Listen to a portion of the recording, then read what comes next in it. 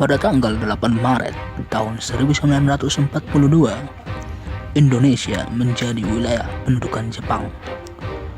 Hal ini terjadi setelah dilakukannya Perjanjian Kalijati. Perjanjian yang dilaksanakan di Kalijati, Subang, Jawa Barat. Perjanjian tersebut menyatakan bahwa Belanda atau Hindia Belanda menyerah kepada Jepang dengan semboyan 3A, yaitu Jepang Pelindung Asia, Jepang Pemimpin Asia, dan Jepang Cahaya Asia.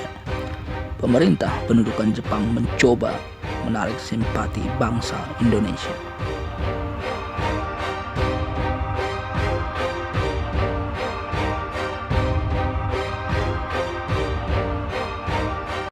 Namun, kejayaan Jepang di Asia tidak bertahan lama.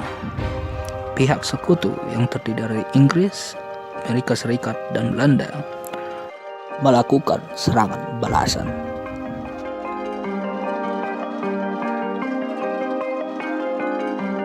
Alhasil, sejak tahun 1944, posisi Jepang dalam Perang Pasifik terus terdesak.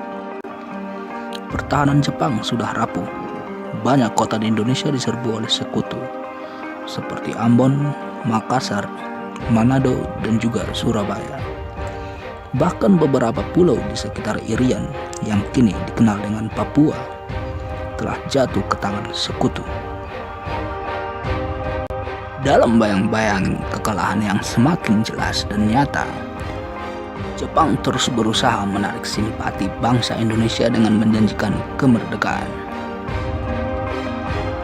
Maka pada tanggal 17 September 1944, Perdana Menteri Koiso dalam sidang istimewa Parlemen Jepang di Tokyo memperbolehkan daerah Hindia Timur atau yang disebut dengan Indonesia untuk merdeka. Selanjutnya, Letnan Jenderal Kamakichi Harada, pemimpin militer di Jawa pada saat itu, berusaha meyakinkan bangsa Indonesia tentang janji kemerdekaan. Sebagai realisasinya, pada tanggal 1 Maret 1945 diumumkan pembentukan Badan Penyelidik Usaha-Usaha Persiapan Kemerdekaan Indonesia atau BPUPKI. BPUPKI dibentuk dengan tujuan menyelidiki berbagai hal dalam segala bidang kehidupan yang diperlukan sebagai persiapan pembentukan negara merdeka, yaitu Indonesia Merdeka.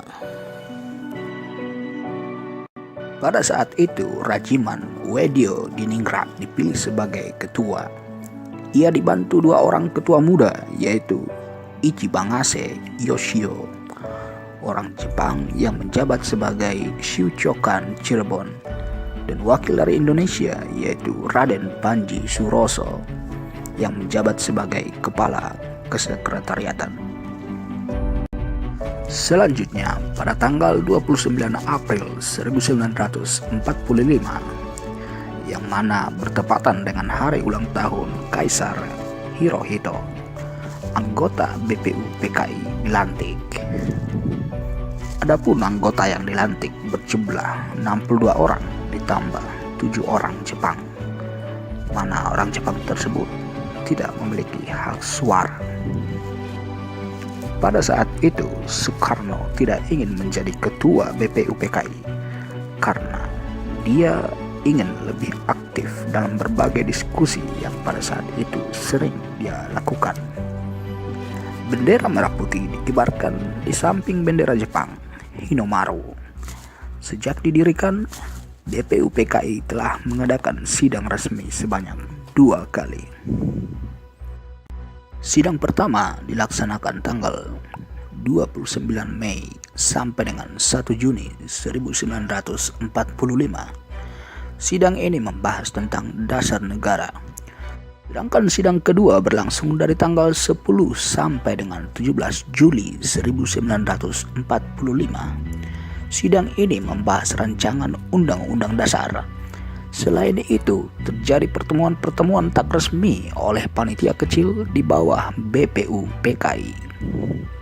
Sidang pertama yang dilakukan oleh BPUPKI dilaksanakan di gedung Chuo Sange Inn, Jalan Pejambon 6, Jakarta, yang kini dikenal sebagai Gedung Pancasila dan menjadi bagian dari kompleks bangunan Kementerian Luar Negeri Republik Indonesia.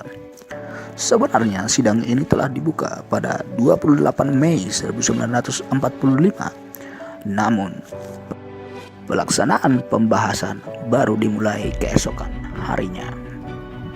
KRT Rajiman Wedyo Diningrat selaku ketua sidang menyatakan